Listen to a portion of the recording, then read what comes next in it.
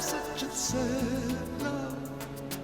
Deep in your eyes, a kind of pale jewel. Open and close within your eyes.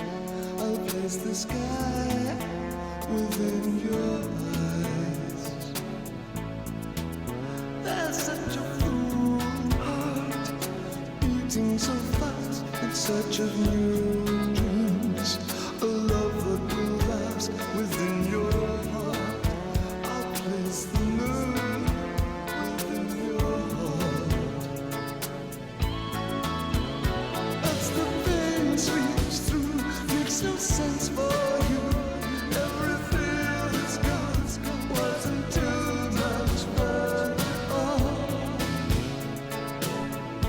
But I'll be there for you as the world falls down.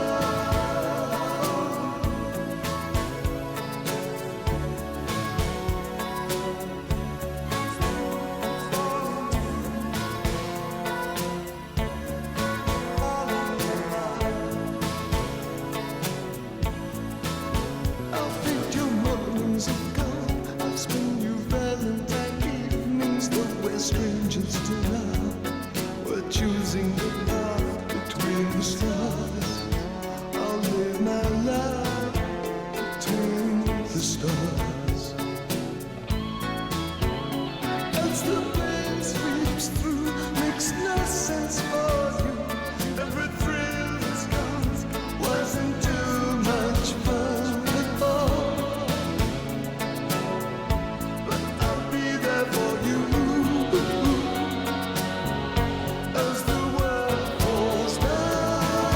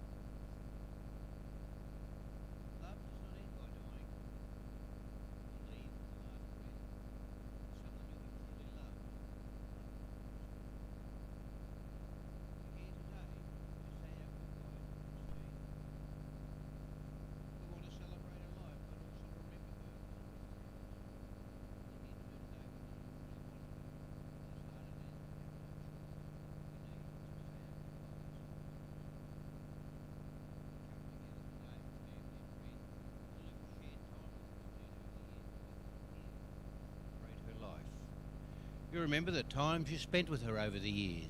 Happy times, funny times, serious times, sad times. All these experiences are part of life. We gather here also as you grieve over the loss of your mother, grandmother, relative and friend. My name is Rick Hall. It's certainly my privilege to be asked to officiate at this service today for Christine, and on behalf of the family I want to thank you all for being here. It's certainly a comfort to them to have your love and support today. Death in a number of ways unites us all. Each have obliged for a time to set aside our commitments to work and daily routine to come together to farewell Christine. You all share a common bond of love and respect for her. It is fitting at this time we should reflect on a life that's been and to remember the things we've received from our ancestors. How immense, how deep is our debt to the past? How much thankfulness we owe to the goodness, intelligence and the energy of men and women who have gone before us. How very few of our ancestors have we known, yet we derive from our very life, our health, our stories, our learning, our all. In a moment, there'll be a couple of people come up and recall Christine's life, which I think is probably what we need to talk about today, her life and her friends. And I'll read you a little story first before they come up. It's a verse called The Dash, and it tells us what this eulogy is all about. I read of a man who stood to speak at the funeral of a friend. He referred to the date on the tombstone from the beginning to the end. He noted first came the date of birth, but spoke the following date, the date of death, with tears. But he said what mattered most of all was that little dash between those years, for the dash represents all the time that she spent alive on earth, and only those who truly loved her know what that little line is worth. For it matters not how much we own, the cars, the house, the cash. What matters is how we spend our dash. So think about it long and hard and the things you'd like to change, for you never know how much time is left. You could be at dash mid-range. If you could just slow down enough to consider what is true and real and always try to understand the way other people feel. And be less quick to anger and show appreciation more and love the people in our lives as we've never loved them before. If we treat each other with respect and more often wear a smile, remember this little dash may only last a while. So when your eulogy's being read, with your life's actions to rehash, would you be proud of what people say about how you spent your dash? And I know the family are very proud of Christine's dash, and I'm going to ask Peter firstly to come up and tell us a little of it. Thanks, Peter.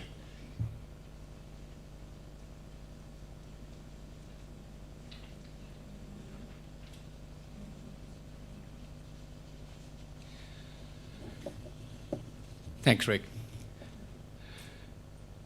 Thank you all for being here today in person or on live stream to celebrate the life of my sister Christine.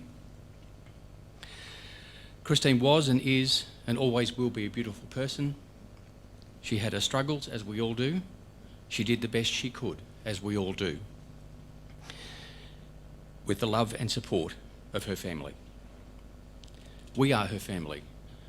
You who are her children, her husband, and all who cared and care for and about her. When we were kids, Christine was my best friend. She looked after me and protected me. She kept my secrets and I kept hers. I guess now I just keep hers.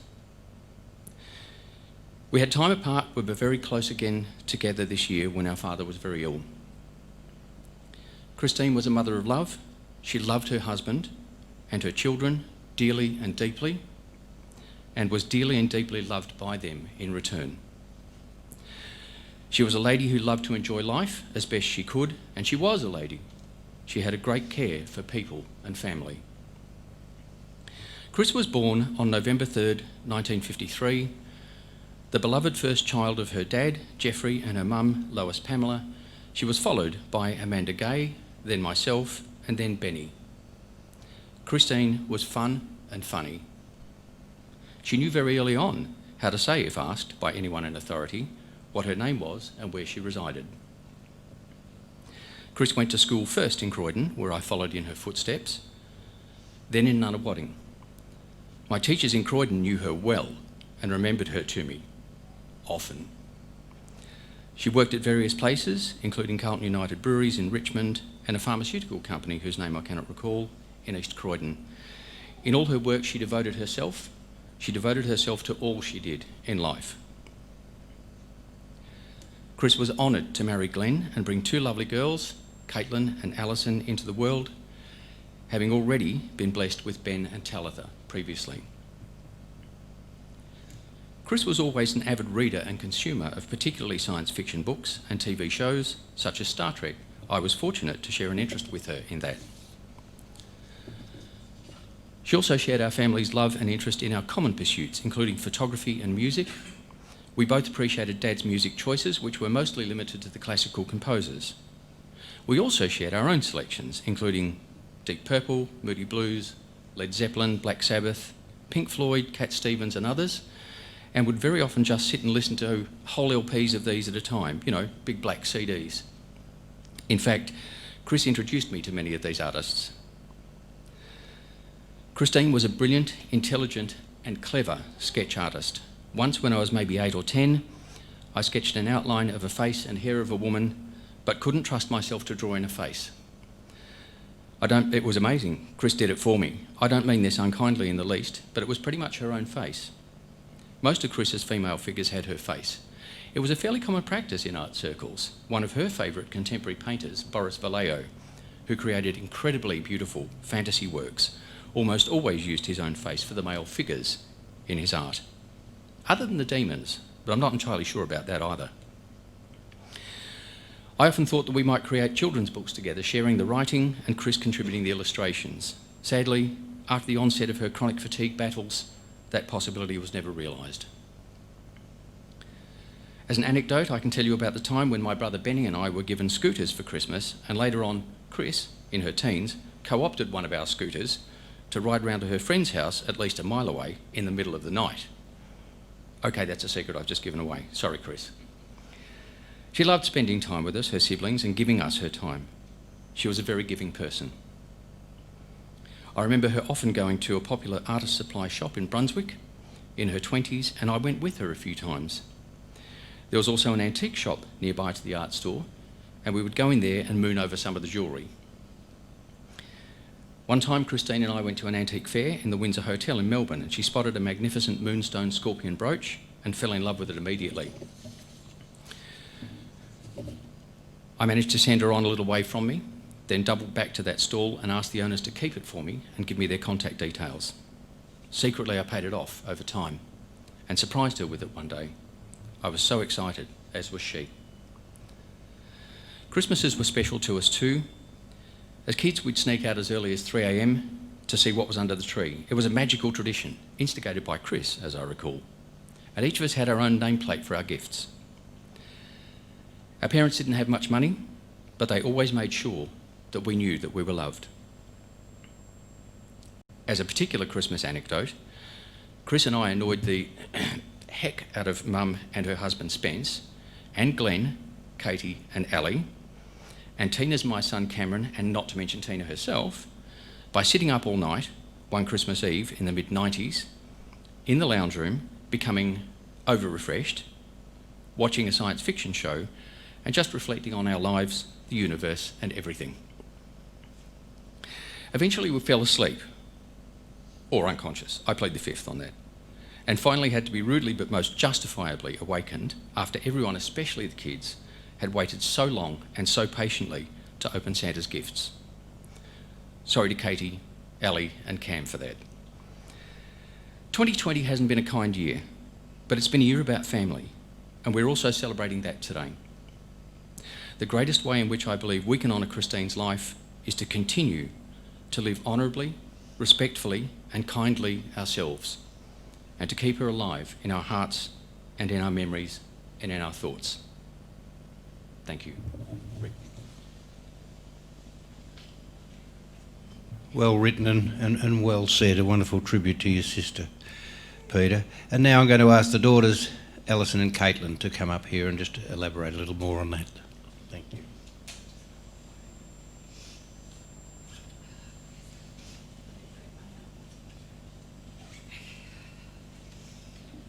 All right. Thank you everyone for being here. Mum would hate this fuss over herself.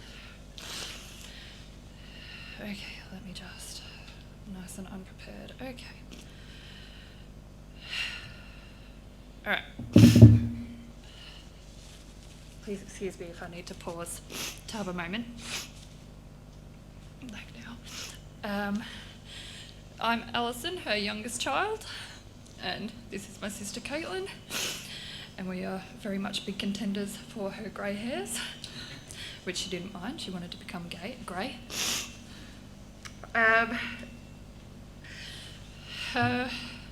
Sorry.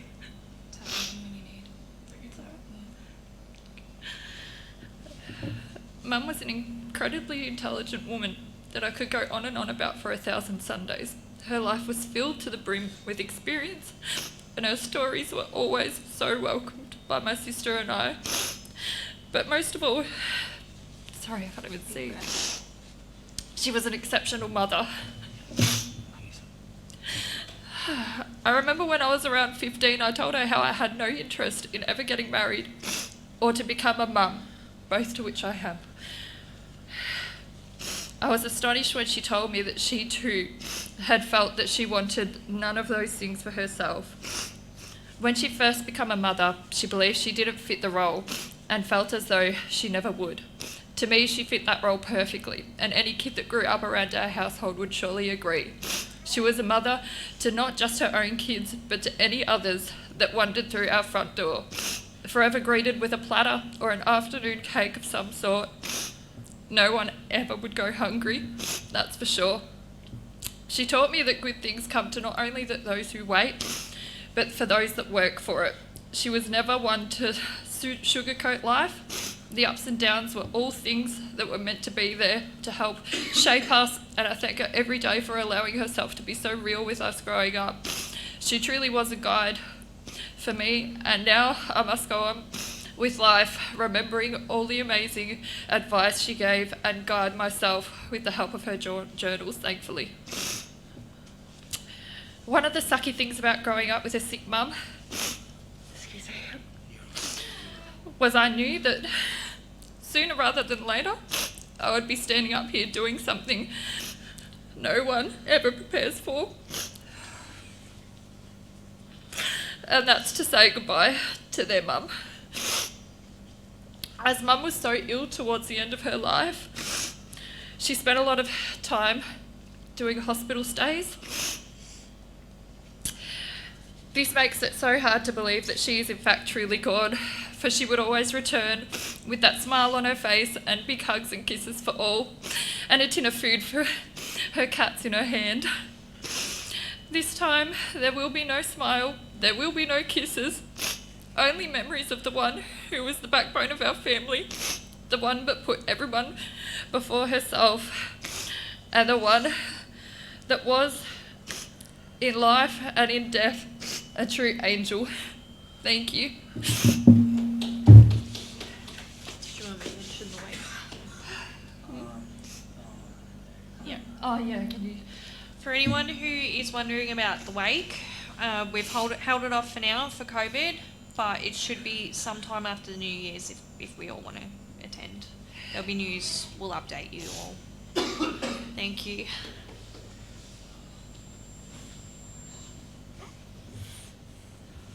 I think Alison said Mum would not want this fuss, but from everything that was said, I think she's very much deserved.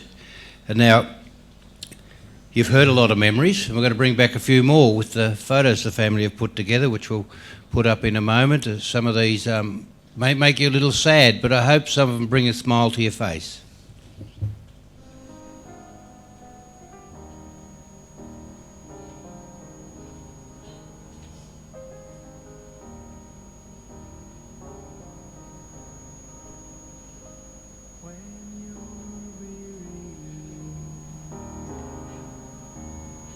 Feeling small when tears are in your eyes.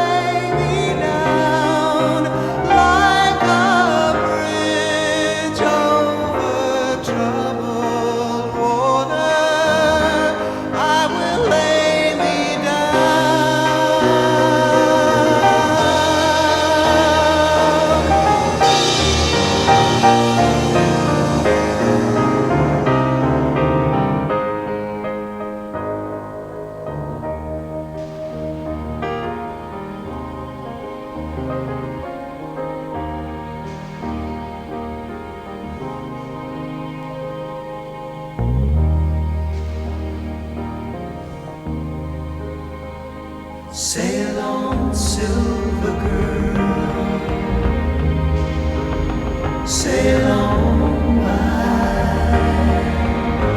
Your time has come to shine.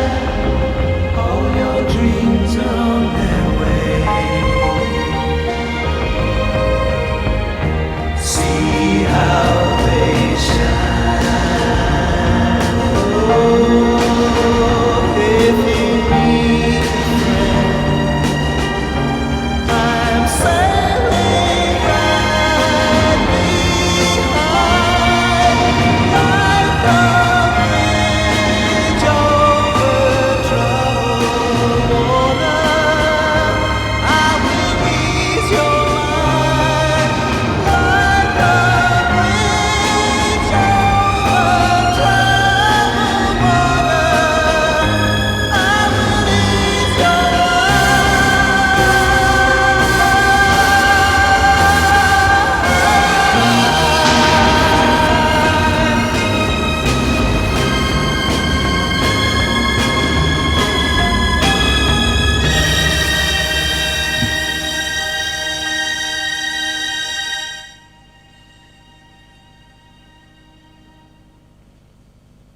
Some wonderful memories, and that's how she does live on in your memories. Funerals are a time when we reflect on a life that's been, and for some of you it may be a prayer, for others some quiet contemplation, for others maybe just looking out a window and thinking. As you spend time in this reflection, here are some thoughts. Look back over Christine's life as you knew her and remember what you received from her. Be thankful for the life she lived, what her life meant to you, your life meant to her, and the many other lives that she touched, and the experiences life gave her, and the many changes over the years she witnessed. You'll remember the life she led, the home she made, the joys and disappointments that life brought her. Be thankful too that your affection brings you all closer today. You remember those Christine helped during her life and those who have helped her. But especially remember yourselves and those here in other places, as your lives are all saddened by her passing, but enriched because she touched every one of you in her own special way. Christine was certainly loved by family and friends, and it's always those that love the most that most miss the one they love. When comes the parting of the ways and clouds loom dark above. But tears will pass and skies will clear, then you will smile again and find comfort in memories. The agony is great, yet you will stand it. Because if you're not loved so very much, you would not hurt so very much. But goodness knows you would not want to diminish that precious love by a fraction of a gram. You will hurt and be grateful for the hurt, for that bears witness to the depth of our meaning, and for that you will be eternally grateful. And now, as you reflect on Christine's life, we'll play the song, Make You Feel My Love. When the rain is blowing in your face and the whole world is on your case, I could offer you a warm embrace to make you feel my love.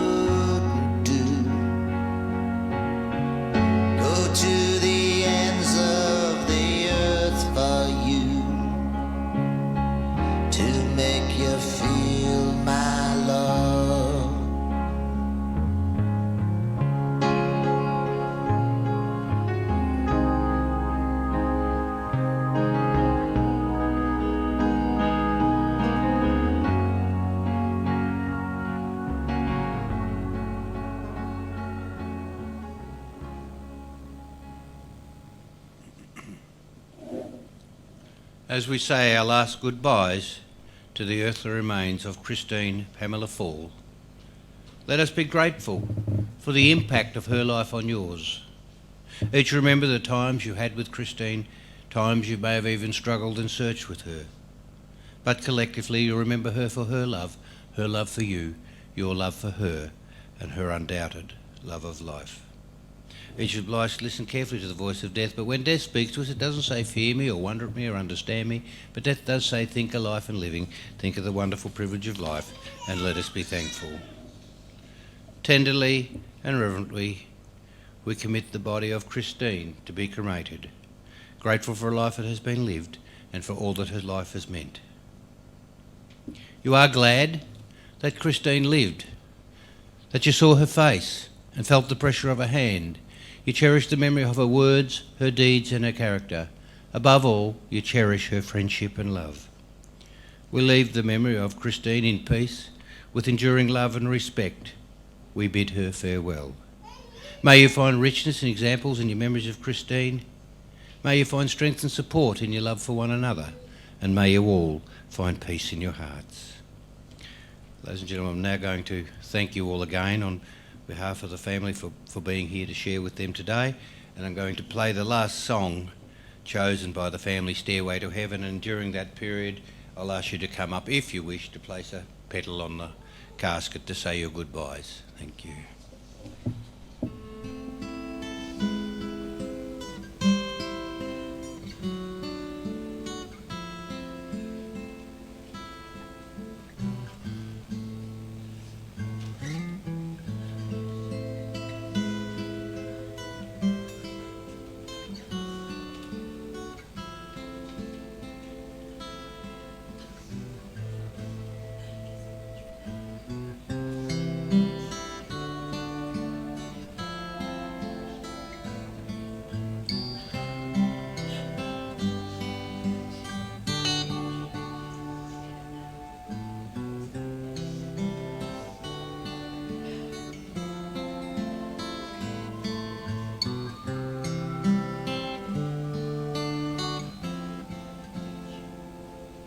There's a lady who's sure all that glitters is gold, and she's buying the stairway to heaven. When she gets there, she knows if the stores are all closed, with a word she can get what she came.